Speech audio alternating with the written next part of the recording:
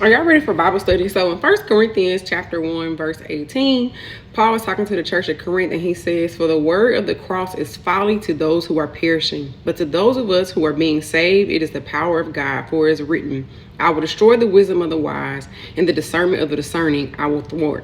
And that's from Isaiah 29:14. And if you skip down to verse 22, it says, "For Jews demand signs and Greeks seek wisdom, but we preach Christ crucified, a stumbling block to Jews and folly to Gentiles. But to those who are called, both Jews and Greeks, Christ, the power of God and the wisdom of God. For the foolishness of God is wiser than men, and the weakness of God is stronger than men." When I was reading it this morning, all I could think was, it doesn't matter how much I explain.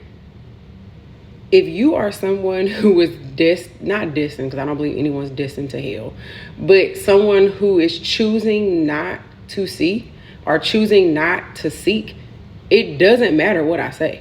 It doesn't matter what I do. It doesn't matter what I put in front of you. The word of the cross is folly. The word of the cross is foolish. Believing in Jesus' death and resurrection is stupid to those who are perishing. And so when I see people debating, or I see people, and that doesn't mean you're not supposed to contend for the faith, but the Bible also says if you argue with a fool, the world won't know which one a fool is. But I do believe that we're supposed to contend with the faith, but also asking God in wisdom of what that contending means. And once you find out that this person wants to be in folly, moving on. Because no, even to God's chosen people, for Jews demand signs,